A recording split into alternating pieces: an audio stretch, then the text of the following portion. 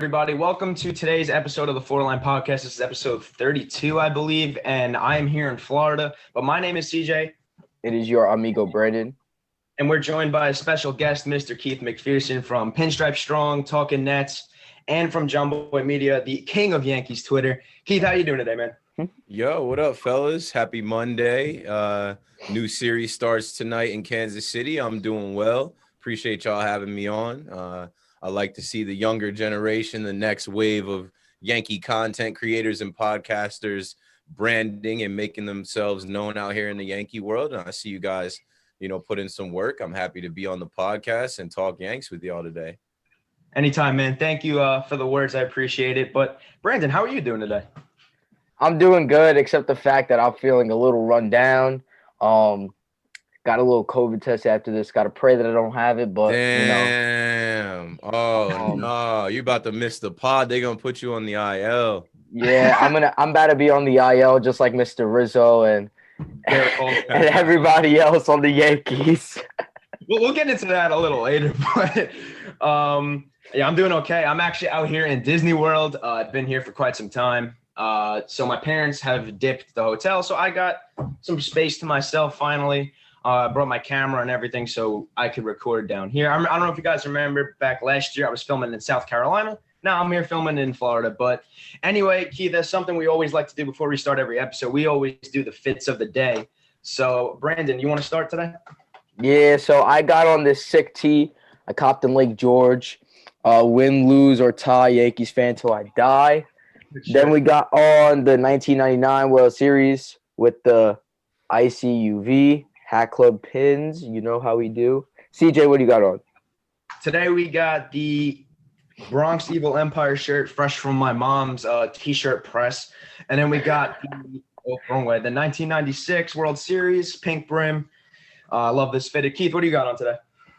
Honestly, I'm wearing my regular Yankee bandana. I actually just got this one last week, so people probably never really see me rock this. I like that. I'm always in a bandana, so I was like, yo, I might as well get a Yankee one. The hoodie I'm wearing, this is, I think, from 2014 season.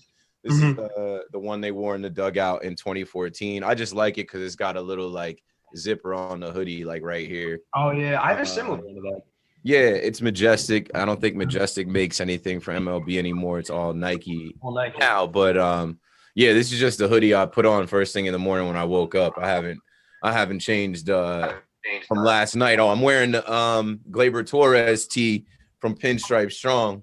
Oh yeah, I like that shirt. Had that on last night. The GT clause. Do my job, play my game, help my team. Yes, sir. I mean, we're big. I like the bandana a lot. We're big hat guys. Like I have a solid 15 Yankee fitteds over there somewhere. But I used to be, bro, before I let my shit get crazy, before I grew the dreads out, I always had hats. I had like 100 Yankee hats in my collection, and I lost some of them moving. I sold some of them. Some of them just obviously get damaged from sweat and rain or whatever. But yeah. I see y'all with the cap game. Them pins are fresh on Brandon's cap, and then this whole wall is Yankees.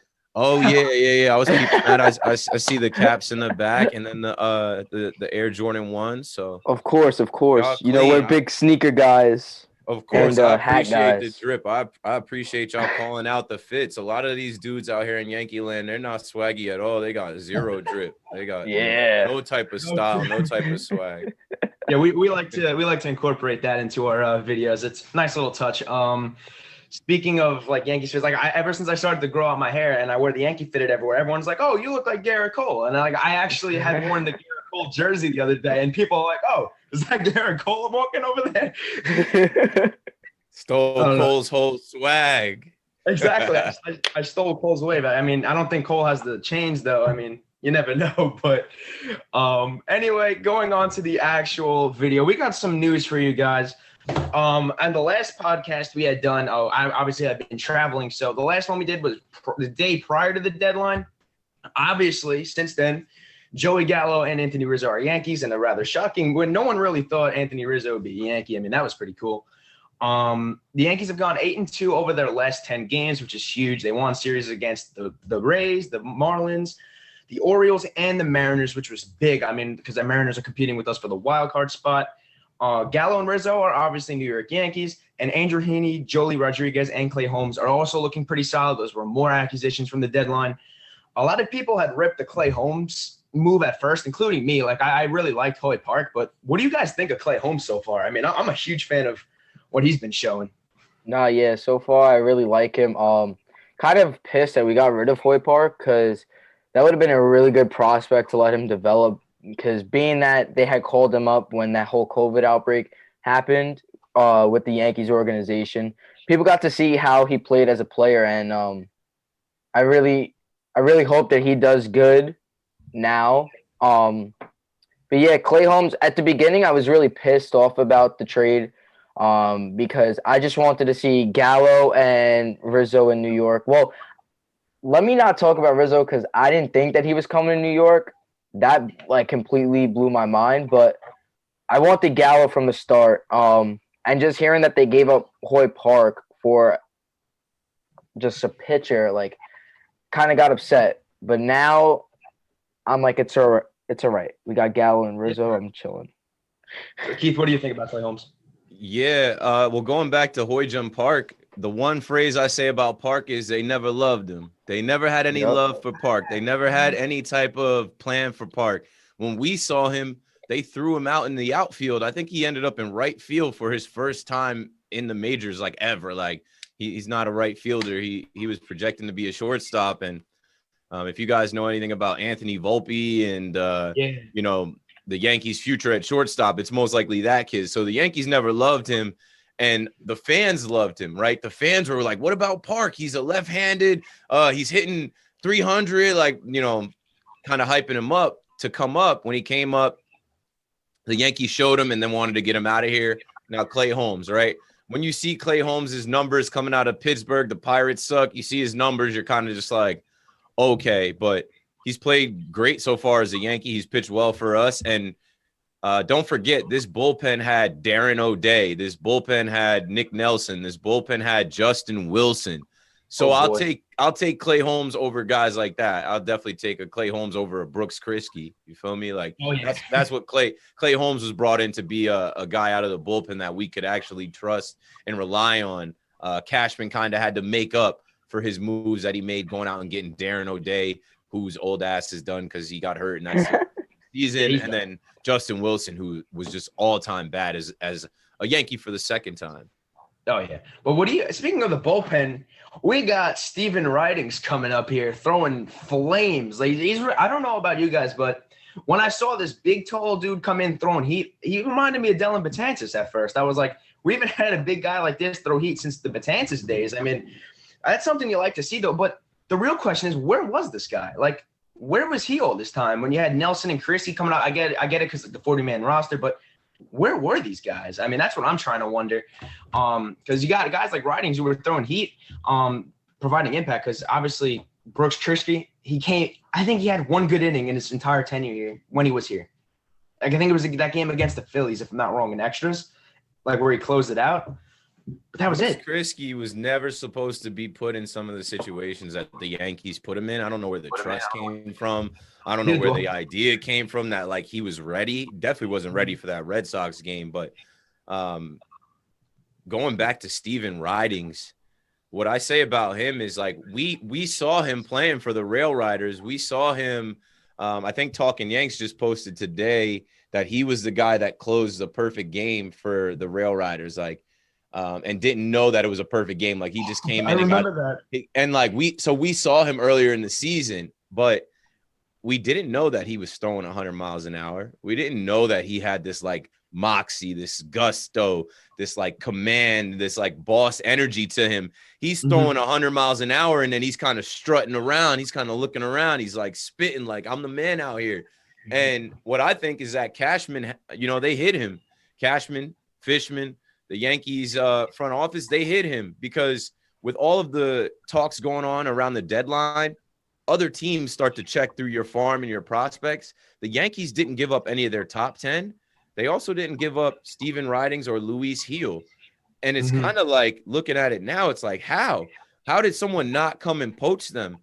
we're giving up Jansen Junk and Elvis Peguero to get Andrew Heaney, but we were able to hold on to a Steven Ridings and a Luis Gill that come in and they look like major league pitchers right away. They don't look like AAA guys. They look like guys that belong in the major leagues, and they're contributing during this COVID time, and it's awesome to see. I love We're Luis lucky Gill. to have this many good players right now, while so many good players are on the either injured list or COVID list. I agree. But me and Brandon, we actually, back in 2019, Luis Hill was playing on Staten Island because we're from Staten Island, and we used to have the Staten Island Yankees out here. And I think we saw Hill pitch quite a few times. And I remember seeing him like throwing gas and throwing heat. His command was always like a bit of like an issue, but he came in and he was throwing heat. He was shutting people down. I mean, me and CJ knew. Yeah, we knew guy, he was going somewhere. I mean, it's always nice to see people who played here from where we're from make it to the majors, which is also pretty cool. I mean, you have a lot of guys like Loizaga pitched here. Mike Ford played here. I mean, Mike Ford, we all know what happened with him, but most notably, Loizaga, we had Betances. We had Brett Gardner was here when I was a little kid. I remember my dad was like, "Oh yeah, Brett Gardner." When I was a little kid, I was like, I don't remember. I was like 2 years old at the time. But moving on to other Yankees news. Obviously Joey Gallo is a New York Yankee. But speaking of Joey Gallo, Brandon, you have a story about Joey Gallo in Texas, actually, that I think you should share. Yeah, so as you guys know, I went to Texas because me and my dad and my little brother, we're trying to go to all 30 major league stadiums. We've done like 12 so far, and this year was Texas, so we did, of course, the Astros, the Ops, and then we did Texas Rangers. So when we went to Texas Rangers Stadium, that stadium is amazing, by the way. We were sitting in right field right behind Gallo, and we met this family that was sitting behind us, and we were like, what's a good barbecue spot? Because, you know, when you go to Texas, they say you're supposed to have, like, barbecue food and all that, like, smoked meats and all that. So we asked them, we were like, hey, like, what's a good barbecue spot? So we started talking to them about that. And then I see Gallo, and then he hits a home run, and then Olandis Garcia hits a home run like a couple innings later. And then when he came back onto the field, Joey Gallo, I told the girls and the whole family that was behind us, I was like, watch, that man's gonna be a Yankee by the end of the year. I said, you guys better watch out. And they were like, no way. I was like, yup, he's gonna be a Yankee. And I'm gonna go real quick to our Instagram post that we did for Joey Gallo. And because she actually followed us on our Instagram and she commented on it. She goes, so we sat behind you at a Rangers game when you were here in Texas and you called it. You got Gallo. So I just find that really cool, and like how I was talking. And this trip was back in like June, around Father's Day weekend. Well, the game was actually on Father's Day. I find it crazy how I was calling it at Father's Day. Nobody in that stadium was believing me. And yeah, it was a really nice family, but I just find it really ironic how she followed us and commented on our thing. That is pretty cool. Yeah, that's a cool story. I mean, that's the power of the internet, yo. Like, you can see somebody in real life, and then they can track you down online, and it's like a conversation you had in Globe Life Park comes to life, and Joey Gallo becomes the Yankee, and that's in that person's mind. Like, yo, he called us. I got to go find him. Exactly. I mean, it's just the way it is. It's pretty crazy. I mean, it's just the way things go sometimes. But obviously, we have Gallo. We love that. The Tides are actually turning in the AL East now. The Red Sox are in a heavy slump. I mean, they were up. I'm pretty sure they were up like 8-2 yesterday, and then they somehow lost. I don't know what's going on with the Red Sox, but COVID has been an issue for quite some time for the Yankees, and it is continuing to hit them pretty bad. I mean, Rizzo, Cole, Sanchez, Montgomery, they're all on the COVID IL. Those are all some of our top players, and vaccinated players may return in 10 days. But what do you guys feel about this? I'm actually like, I don't know what's going on here. I mean, I know you were talking about it on Pinstripe Strong last night, but what is going on here? I mean, I'm very confused of like how this – it's 2021. We're in August, and it's just still going on. I mean, it's nuts. But Keith, what do you think about this, man? I mean, I didn't want to get into it too much on Pinstripe Strong because it was Joe's first episode back. I didn't want to have the whole COVID conversation because we've had fucking 30 podcasts talking about COVID over the last year and a half. So what I think is this, like you just said, bro, it's August 2021 and we're still pulling players off the field. We're still testing these guys every single day. And we're still just taking their word for it. It's impacting our season, losing players like Garrett Cole, like Jordan Montgomery, like Anthony Rizzo. And then it's also a topic of discussion that is controversial. Guys don't want to say whether they're vaccinated or not. And then now when this stuff comes out and you learn that they're not vaccinated, they're put in a compromising position that they didn't want to be in. It's like there's no privacy, no right to choose, and all of these other things. And I just wish that there was a way for things to change where like baseball can move forward, but they're not gonna be able to move forward without these tests. I just think it's janky, bro. Like I get an alert yesterday morning when I wake up that Anthony Rizzo tests positive for COVID. And I'm just like, what the fuck? I'm like, maybe it was a false positive.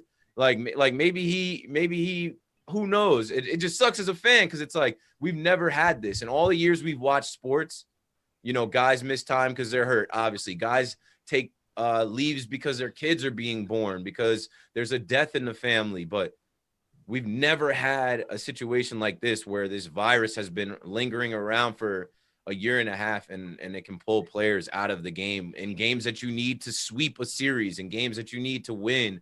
And now, you know, we've got guys being called up and thrust into positions that they weren't necessarily ready for. Luckily, in our case, we're winning and guys are playing well, but it sucks. Like, imagine we end up, a couple games short at the end of this season in October. And it's like, well, damn, maybe if we had a couple of those guys from COVID, or if we didn't have these things. But I don't know. It's a conversation that can keep going in circles, because then people are like, oh, well, these guys shouldn't have been hanging out in Florida. They went to Tampa. They went to Miami. Who knows what they were doing? Were they hanging out with girls?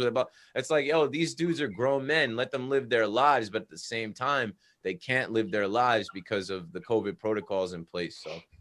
Exactly. Like the other day, we saw me and Brandon. We're huge Nestor Cortez fans. We saw a picture of him on the subway, and people are like ripping him. He's like, "Why are you riding the subway?" Where's his mask? And it's so stupid. It's so stupid. It's so stupid, dude.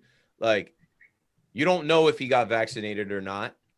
The mask requirements have been pulled back. I know they want to try and bring them back on, but then also that mask is in a force field. If he's wearing a mask, he can still get COVID. Those masks aren't 100% stopping anything. So it was just like, I don't know. There's no end to this. I feel like this is something that is going to go on for a while. And as a fan, you just got to be ready for it. Watch when the NFL season comes, yo. The NFL is about to roll around, and there's guys that are already fighting the NFL because the NFL is saying, like, hey, if you are unvaccinated and you cause an outbreak, like, you can get fined and the team can forfeit a game. And that's going to come up. There's going to be some guys that aren't vaccinated that are going to end up costing their team. So wait on it. It's happened. It's happened in all of these sports. It's happened in all the major sports. It's going to keep happening, especially as it gets cold in the fall. Stay tuned for some more news about someone testing positive and not being able to play. Exactly. Especially considering the Yankees are playing really well right now, and who knows, maybe we'll be having baseball in October. I mean, you don't want this stuff to impact us down the line, because that could kill a team come playoff time. Like, you lose one of your star players, that kills us. But another thing, we go to game. We're gonna go to games a lot when I come back from vacation, and if Brandon's healthy, obviously. But we just don't want that in jeopardy either. Like, we don't want, like, our worst fears, like de Blasio coming out and saying, all right, no crowds anymore. Like, that's the last thing. We can't have it, bro. Yo, I will riot outside Yankee Stadium. We can't go back now. We can't go back now. It's too far gone. They opened the stadium up to full capacity. We can't go back to 10% or no fans now. So exactly. I mean, you just can't. I remember when beginning of the season. What was it in the beginning of the season? 10%? Is that what it was? It was 10% in the beginning, and it was weird. Yankee Stadium was never built for 10%. That was so weird. When we went, I mean, it was cool to have, like, all the open space and stuff, but it was still weird because it's like Yankee Stadium. You're always expecting it to be packed with fans, especially like where we sit. We always sit in the bleachers. So normally it's always packed. There's always people that are bumping into you because there's so many people. And with that 10%, it was way too crazy. There was no room. Like there was so much room for everybody. Exactly. And never thought I would see Yankee Stadium like that. Yeah, like with roped off seats and like Exactly. certain sections, it was weird. We were running around like I remember we were at that game against the Rays back in April where they were throwing baseballs on the field. We were chilling in the bleachers, and then we come back. I actually saw you at this game against the Royals back in June. It was that afternoon game. I had gotten out of school and I met Brandon and one of my other friends, Harley. We went to the game, and it was packed, the bleachers. I mean, like someone, who was it who hit a home run? I think it was Voit. Everyone was hugging each other, going crazy. I mean, it was Judge hit a home run, I think. It was a total difference from back in April where, I mean, in April at that game, the Yankees were getting killed anyway. So the energy really wasn't there to begin with. But this one, I mean, with full capacity, it was fun. I mean, it kind of just reminded me that life is finally back to where it is. I mean, it was something that I've been waiting for so long, just to go out with my best friends, go hang out in the bleachers, meet some new friends. And that's exactly what happened. I mean, it was a great time. And I know, including me, Brandon, and you, we like, and a lot of people, we just can't afford to lose something like that again. Yeah. I mean, that would just be they're not gonna go backwards with it. And the last thing I'll say about it is this team needs the fans. The energy and atmosphere that we just had for this homestand, taking the series from the Mariners, taking the series from Baltimore, fans going nuts. The team feeds off that. We as fans can will them to victory. We're standing up, clapping. It's 2 outs, 2 strikes, and it's a big moment. Let's go Yankees chance of breaking out. There's more fans than have been in there all season this past week. 43,000 is the highest capacity we've had, and that was the same night that we were all in there waiting for Brett Gardner to walk it off, and we were behind them on every pitch. We were behind them on every out, and we were in there locked in until we got the win, and we got the win. So I feel like Yankee Stadium is not Yankee Stadium without Yankees fans, and the Yankees are not the Yankees without their fans there to support them. So 100% agree. Like the game, well, I remember like seeing it on TV, like you see everyone like standing up, going crazy the entire game. And I was like, it looked like a playoff atmosphere. I mean, we haven't gone to a game since June, obviously, because I've been traveling quite a bit, but it looked like a playoff atmosphere. I mean, it just looked awesome. I mean, I wish I was home to go to, like, I mean, we did not sit that whole entire game. We were standing the whole entire game. And then there was like an old group behind us. They were like, can you guys sit down? And we just like moved over like a couple seats because we could not sit down. Let me tell you this, yo, when you're in the bleachers and people are trying to tell you to move or can you sit down, be polite, but let them know they're in the bleachers. Because that happened to me. That happened to me a couple days ago. On Monday. That happened to me on Monday, which was a huge game because it was Gallo's first game in pinstripes in the stadium. It was Rizzo's first time in the stadium. Fans were going nuts, chanting their name before roll call. We did the roll call and we sat down, and this dude taps me. He's like, "Excuse me, sir, you're in my way." And I'm like, "Bro, you're in the bleachers. If you wanted a seat with a clear view, you should have went and got Legends. Like, if you wanted a seat with a clear view with no one standing in front of you, like, go sit in the leather seats that are one seat. These are bleachers. They're benches." I said to him, watch how this shit moves throughout the night. Nobody has assigned seats here. The creatures have been here. These people around you, I know 20 of these people around you, and they know me, and they're not telling me to move. You picked the $25 seat. So understand where you're at. So if anybody ever tries to tell you guys like, hey, can you move or you sit down? Don't be a dickhead. Don't be an asshole because you just don't want that bad energy to come off. But let them know where they are. Like, be like, bro, I come to the bleachers all the time. We sit wherever we want. Like, exactly. Like I remember like we had seats like all the way at the top of the bleachers. We were all the way down the bottom. Move right down. We were in the middle. I mean, we were moving around like it was just like it just felt like ballpark. It's a ballpark, and I don't know how many other stadiums you guys have been to, but Yankee Stadium probably has the tightest security out of any other stadium. Oh yeah. And I've been to a bunch, and Yankee Stadium security and Yankees fans are different than any other stadiums that I've ever been to. Yankee security, one, is always on top of every single person. All these other stadiums like Pirates and Angels and Dodgers, none of them are like that. None of them are like that. Like, And same with I've the only been fans. The to, fans are crazy. All these other I've only, stadiums, not that crazy. And I've only some been to people don't Yankee get Stadium in that. the city.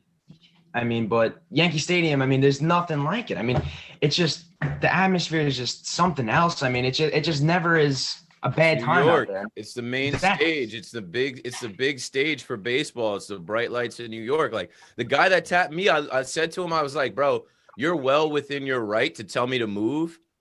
But like I've also put in like hundreds of games out here. Like, who are you talking to, bro? Like, Mhm. like I'm gonna move because I'm polite. But Mhm. like, if you want to see, stand up, stand on top of that Exactly. bleacher. Yup. Exactly. Bro. That's what we were doing. I'm somewhat tall, but Brandon's not the tallest. Not gonna lie. No, I'm a little kid. I'm pretty tiny for my age, but now yeah, the no, funny I have to stand on top of the bleacher in order to see if I wanted to. actually we had filmed the vlog that day, and in the vlog there's probably my favorite clip I've ever recorded, and it was after the Luke Voigt home run at that game against the Royals, and you see my Oh friend my Harley just God. picking up Brandon on his shoulders, going crazy. I told him, I said, Harley, pick me up because nobody's gonna be able to see me. I was like, pick me up. So he picked me up on his shoulders, and I was going around, everybody going crazy, high fiving people. That was so fun. Oh man, that was just fun the time. And the next bit of news we got here: Luis Severino pitched a rehab game for the Somerset Patriots yesterday. I haven't been to a Somerset Patriots game yet. They're not far from they're not far from where me and Brandon live. But he went 4 shutout innings yesterday, which was great, and contributed to the first no-hitter in Somerset Patriots history, which was something else. I mean, that's just pretty cool. Good for Severino. We actually can use him at this point in time. I mean, considering yes. Cole Montgomery and Herman actually is out. Speaking of which, we didn't get to the actual injured players, which include Aroldis Chapman, Gio Urshela, who supposedly should be back this week, Trey Ambergy, Corey Kluber, who threw the other day, which and apparently he felt good throwing live BP. Miguel Andujar, Clint Frazier, who apparently fell off the face of the earth. I don't know what the hell happened to that guy. Michael King, Darren O'Day, and obviously Aaron Hicks, who is out for the year. So there's a lot going on. I mean, the reinforcements are on the way, though, which is a good thing.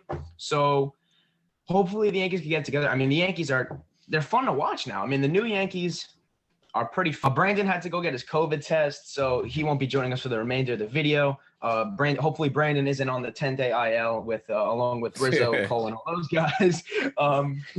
But anyway, time to talk about the Mariners series. This was huge for the Yankees. I mean, the Seattle Mariners were competing with us for a wild card spot, and the Yankees took it to them, winning 3 out of 4. Huge. But any initial thoughts about this series before we get into like the recap and stuff? Yeah, going into this series, you looked at the Mariners like, okay, they're another team right around where we are. They're in the wild card hunt like we are. Are they as good as us? No. We went to Seattle. We took 2 games from them, and of course, we didn't sweep the 3rd game. Okay, they've been right there with us in the standings. Their fans think they're having a magical season, and now we're coming off the trade deadline, right? Going into this series. We come out of the trade deadline with Joey Gallo, Anthony Rizzo, a couple new pitchers. They come out of the trade deadline. I guess they got Castillo from the Rays, but they traded Graham, their closer, and a lot of their team and fans were upset about that. So I think that momentum played a part. Obviously, the Yankees come in off of sweeping the Marlins and then taking the series from Baltimore, and it was all in front of them. I remember thinking about the game Thursday night, like, okay, game 1, new series, like, let's get out here and like win this series. Like, don't let it come down to, a rubber match, or don't let it come down to, okay, we lost the first game of the series like we did against the Orioles, and the Yankees went out and handled business the first 3 games. Yeah, that's what you love to see. I mean, I know like fans and players alike were mad about that trade with the Mariners, which I honestly don't understand why they decided to trade their best reliever at that point in time. I mean, like as people were saying, does their management even want to win? I mean, that's what I was confused about. Their management sucks. Their organization, I don't know what their strategy is, but someone was saying, I think I might have heard this on R2C2, that the player that they got back in exchange for that reliever had more service time available, and was going to be able to be an everyday third baseman, where they look at that as a premium thing. Like, if we can get an everyday third baseman in here for a reliever that we can just replace with another reliever, an everyday player versus a arm that's only going to throw, 3 times a week, then we're going to make that move. And that's just how their organization functions. What was bad about it was the timing. They were just coming off a big win against the Astros, and they traded him to the Astros. And it's just so tone deaf. It's like, your fan base hates this team. This team is ahead of you in your division, and you're going to send one of your better players to them to help them get better. Like, what type of shit are you on? But exactly. Like, you just walk across the locker room and you play against your old team the next day. I mean, it honestly, I just don't understand what they're doing. I mean, the Mariners haven't made the playoffs since like the Griffey days, if I ain't wrong. Yeah, long drought for them. I think we faced off with them in the late 90s, but I mean, I honestly don't know what's going on there, but the Yankees made their moves, and they came in clutch. I mean, Rizzo had a solid series. I mean, he cooled down a little bit, but he was still hitting the ball. Obviously, he's out with COVID. But Joey Gallo, his signature moment in the first game of this series, hits a home run, a little short porch job. I'm convinced that ball touched another planet. I mean, that baseball was up there for like ever, it felt like. I'm like, come down. And it goes into the first row, and you just see that stadium just went crazy. But I know you were there for that. But what was that like seeing that live in person? I mean, because that was Gallo's first big Yankee moment. For me, I was in 203. I was standing, and like you said, that ball went up into the sky, and I thought it was going to land foul. And you see the torque that Joey Gallo got on that swing. When that ball dropped in, it dropped in right behind the fence, right to the left of the foul pole. It was almost like it dropped in like a gift from God. It just like plopped in. And as soon as everyone saw it like land, like it hit a kid that could have caught it. There's literally nobody else that could have caught it but this kid, and he missed it. But we all went nuts. And Joey Gallo, that was a big day for him. I was calling that Gallo Day, 8-5, because he had 2 doubles. And then he had the like game-winning home run. So it wasn't just a home run. He had 2 doubles. He had his first Yankee homer. That was his signature Yankee game. And like kind of like his welcome to the Yankee game, because Anthony Rizzo stole all his thunder in the first series.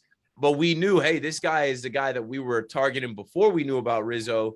He's got the intangibles. He's got the talent. It's only a matter of time till he shows us his stuff, and he showed it to us Thursday night in the Bronx. Exactly. I mean, it was just huge. Like, it was just like a great moment for the Yankees and Joey Gallo alike. I mean, I was here in the hotel, and I was like going crazy. I was like, oh my goodness, Joey Gallo. Like, because Brandon, he's a huge Joey Gallo fan. Like, as he said, he loved him when he was in Texas. He calls me like screaming. He's like, Joey Gallo, home run. It was awesome. I mean, it was just quite the moment. But moving on to the second game, Yankees actually won that game 5-3. And the short porch haters were out there in full force, which I don't understand. Like, you see like Red Sox fans like Jared Carabas, all those guys. If I ain't wrong, I think it might have been that home run that would have been a home run in Fenway. Or if it was either that one or the Odor home run from Saturday that would have been out in Fenway. Yeah, I hate when people call on the short porch as if it's like the Yankees cheating or something. The dimensions of the ballpark are the dimensions of the ballpark for us and any team we play against. I am glad that the Yankees have left-handed hitters that can do that can hit a ball that would usually be an out or maybe go foul, and it drops in for a home run. And like you said, bro, whenever these guys want to call on the short porch, make sure you go to StatCast. Make sure you get the distance of the home run, and then you go like, I know Jimmy, John Boy checks that all the time. I know Joe's too. Like, when these home runs are measured at 226, they go and get the stats on like, okay, that would have been out in 10 other ballparks. So shut up. Exactly. Like as Joe said on the podcast yesterday, he was like, they don't move the fences back when the other team is batting. I mean, it's there. The dimensions are what they are for everyone that comes to the plate. Exactly. And then obviously moving on to game 2, Nestor Cortez, one of my favorite Yankees, our ace, went 5 strong innings, and the Yankees came back down 1-0. I mean, the sac fly, as you say, is quite underrated. Aaron Judge tied the game at 1 with that, and then Giancarlo tied it in the 10th with an RBI single when Chad Green gave up the run. to give the Mariners the lead in extras, and then Brett Gardner walked it off in the 11th. That's something you just love to see. I mean, Brett Gardner hasn't had the best season. It's been a bit of a rough go, but I just love Brett Gardner. I mean, you love to see him have a moment like that after quite a rough season. Game 3, that was another comeback. I mean, honestly, I just love the resiliency from the new Yankees. I mean, they just come back in every game, it feels like. Because with the old Yankees, before these acquisitions, I just felt like when they were down 1-0, it's just like, oh, man, we're dead. I mean, we're dead on the ground. I don't know if they're going to come back. But now you see they're down by 1 or 2, and I feel confident. I'm like, oh, these guys are going to come back. I mean, 27 outs, they'll come back. And that's exactly what they've been doing. I mean, we were down 2-0 in the first. Heaney had a rough go in the first 2 innings, but he really settled in afterwards. I mean, people were ripping him on Twitter like, oh, this guy's terrible. I mean, I was like, oh, what is this guy doing? But he came out and he pitched. He was like the anchor of that game, because if it wasn't for him going for a few more strong innings, the Yankees wouldn't have won that game. Right. I mean, it's just strong pitching, and the offense obviously woke up eventually, because that game, we were down 2-0 and then down 4-1. The offense just looked dead for quite a bit. But then the bats were just clutch. I mean, Judge had homered in the first, and then Odor, speaking of the short porch again, I thought that Odor home run was just like a pop-up to right field, and it was going foul. But then next thing you know, you see it go. I was like, I'm looking at a guy with this massive TV in my room. I'm looking at it. I'm like, is that gone? And then you just see everyone go crazy. I'm like, he held the pose. He held the pose for a good 3 seconds, and that's another one, man. Another one that falls in. The baseball guys were with us in the Bronx this week. It was a good time. Oh yeah, no question. I mean, the Mariners had a few short porch shots too. I mean, it was just, as I said it on Twitter, it was just like the battle of like the short porch. I mean, there were so many porch shots to right field like every time. I mean, like every game it felt like. That was just it's just Yankee Stadium. I mean, you just love to see it.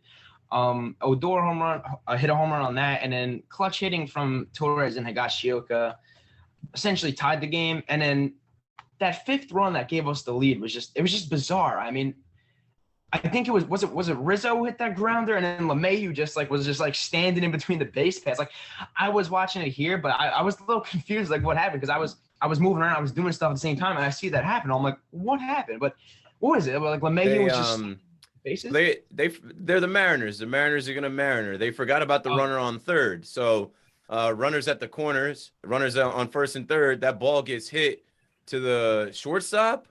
No, that ball gets hit to the second baseman. And DJ, being a second baseman and first baseman, he knew that's a tough play. So instead of sprinting to second, which would have made it an easier play on him, he intentionally got into a rundown. The run scores before they make any outs.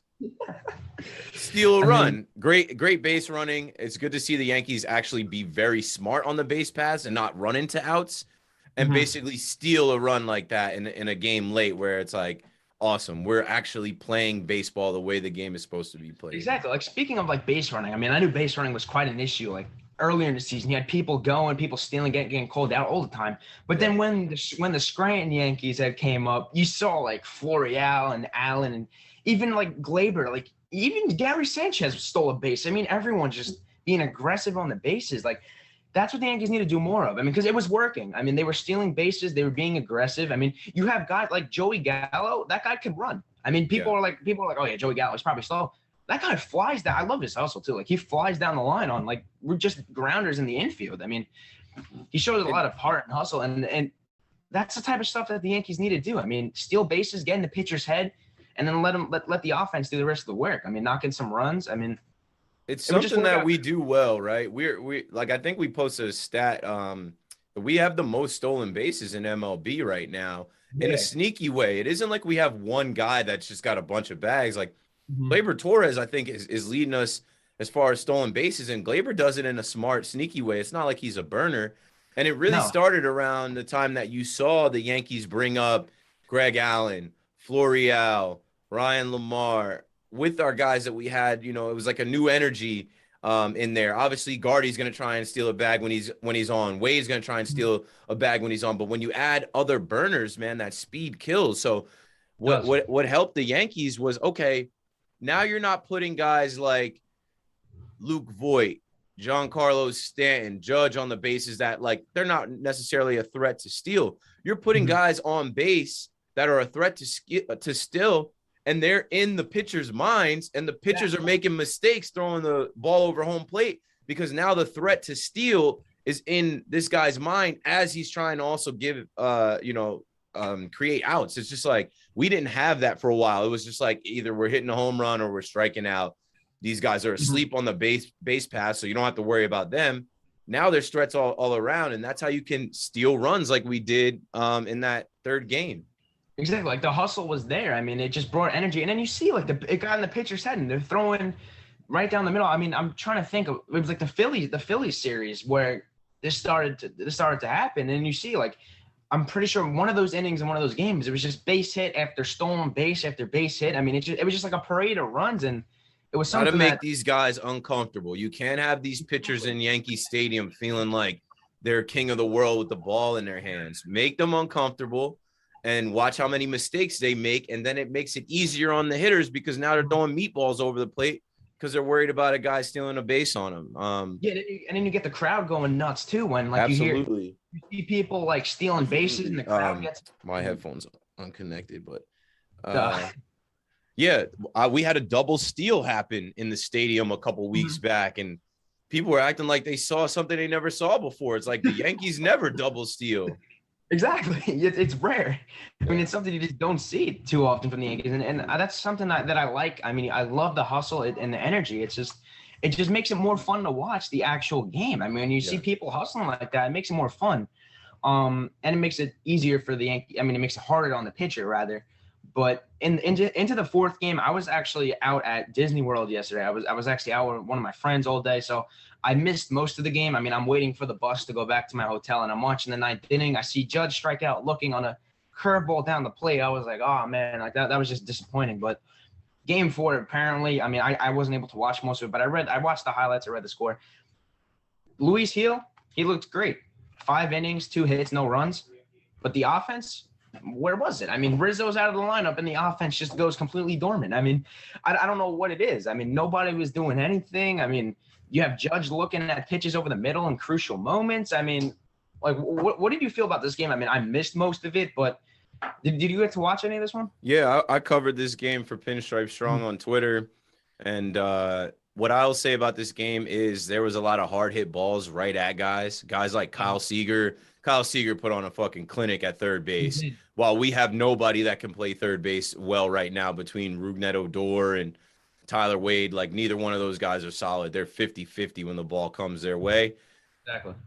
Seager was stealing runs from us, man. He was balling out, and even in their outfield, they were having trouble tracking down balls, but Kelenic was getting to some. There was one ball that Higgy hit that was on the warning track, probably would have gone out most times, and he tracked it down. So what I'll say is we left a ton of people on base.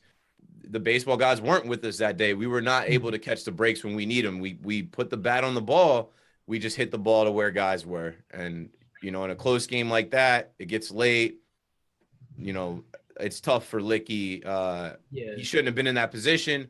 But like you said, Luis Gil, again, was dominant, striking guys out. He didn't get flustered. The biggest thing for me was when that era happened with Luke Voigt and Glaber wasn't covering second. I thought Odor was supposed to cover. It just looked bad. The ball just goes from first base into the outfield. Luis Gil could have been he could have been pouting. He could have been upset. Like, what are you guys doing? No, he locked in and he got the outs we needed. But, it's baseball. It is extremely hard to sweep Major League Baseball teams. It is extremely hard to take 4 games in a 4-game series. So a little bit of a letdown, but not really a letdown. Just couldn't get it done on the day that we hear about Anthony Rizzo not being in the lineup. Rizzo being in the lineup might have been able to help us manufacture a run or two, but no big deal. We're 61-50. Exactly. Like you saw back a few weeks ago where everyone online was like, damn, the season's over. Where are we going from here? When we were like hovering around 500. And I'm like, the deadline's coming up. I feel like something's going to happen. Just continue to believe in the guys. And look what happens. I mean, now we're 11 games over 500, 11 games over 500 right now. Go on a bit of a run.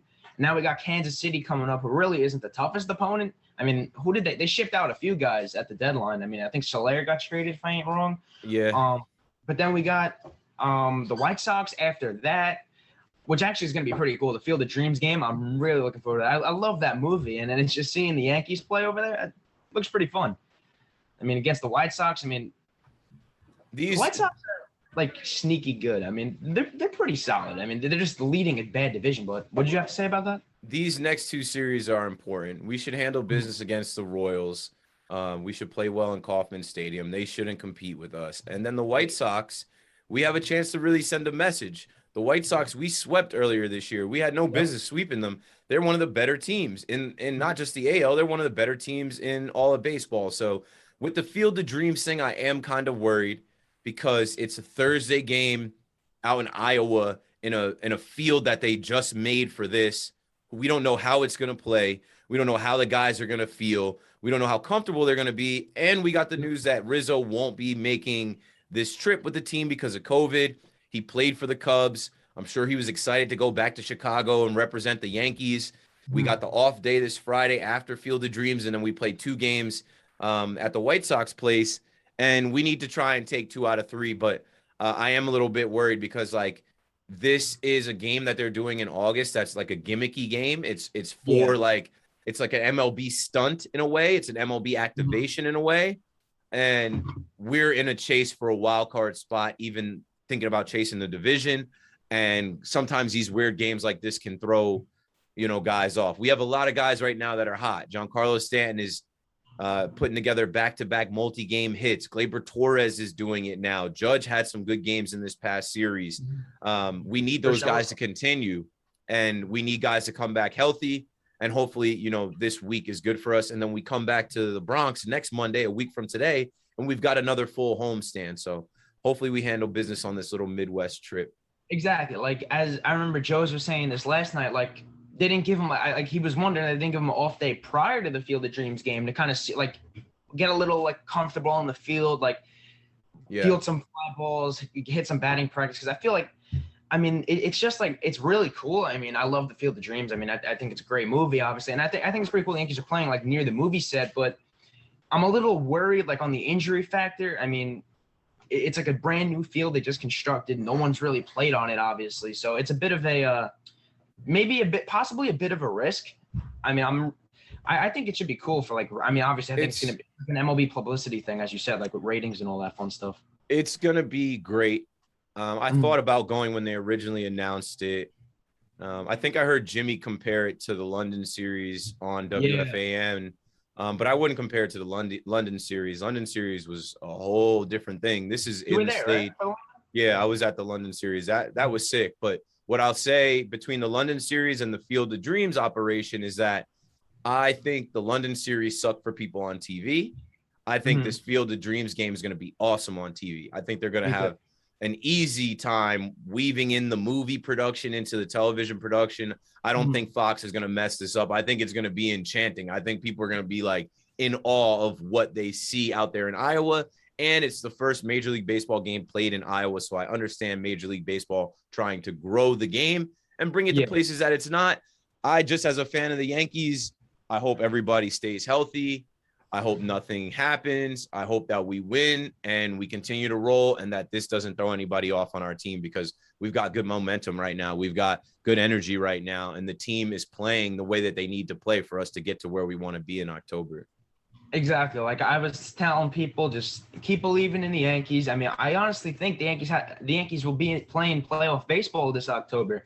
And I had wrote on Twitter the other day, are we all going to the wild card game or are we all going to the division series? And a lot of people were, like, confident that the Yankees, we're going to be seeing the Yankees in the division series this year. I mean, the Rays. Nobody wants the wild card. I've been to some wild card games.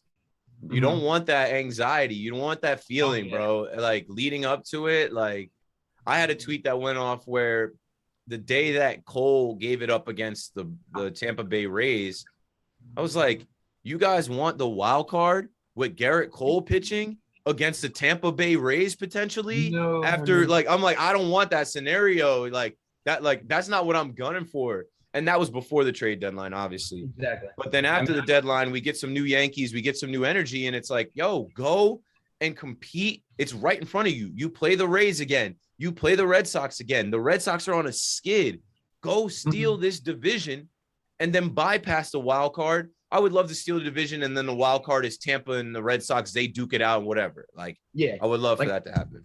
I have a feeling that, like, that last series of the year at home against the Rays is going to decide our season.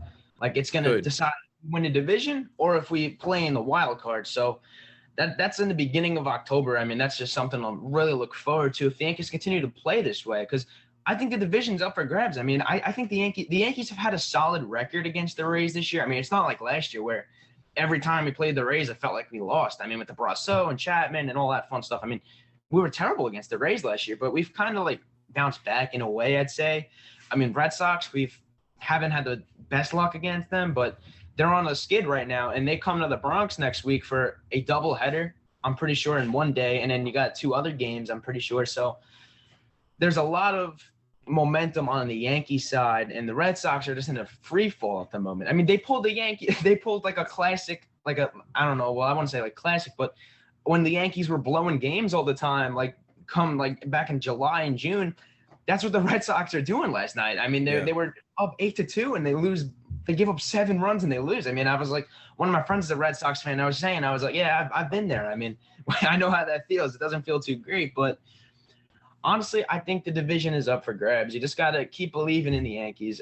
They have a shot. I mean, with all these reinforcements, I think they have a great chance of going somewhere, and hopefully we'll be playing some October baseball this coming fall. But I think that wraps up today's episode. If you like this, please like, comment, subscribe to the channel, of course, and follow us on all our social medias. I'll drop them in the comments. Keith, thank you for coming on today, man. I really appreciate it. Yeah, of course. Thanks for having me. Thanks for, taking some time between your episodes to, find out a good time that worked for me to come on. And I'm rooting for you guys. I see what you guys are doing. And like I said, I like to see the young generation, the next wave of creators and podcasters coming up. So any questions you have about social media, podcasting, the Yankees, whatever it might be, feel free to reach out. And good luck to you guys, and let's go Yanks. Thanks, man. I really appreciate that. We're just trying to grow the game of baseball, grow it amongst our younger generation, because you see, like, our generation's, oh, yeah, football, NBA. I mean, we're trying to, like, get baseball out there more, and we're doing a pretty solid job at that, in my opinion. We've gotten some new fans on board. Some of our close friends, we turned them into – we got them to come to a few games, watch them on TV, and boom. I mean, everyone likes baseball, so that's what we're trying to do. Baseball's a fun sport. It's a fun game. But I hope to see you at the stadium soon. We'll be there hopefully next week if everything works out in our favor. But thank you again for coming on to today's episode. I really appreciate it. And yeah, with that said, that ends it. Let's go Yankees. But signing off, I'm CJ, and I'm joined by Keith. Thank you for coming on yet again, and hope to see you soon. Peace out, man.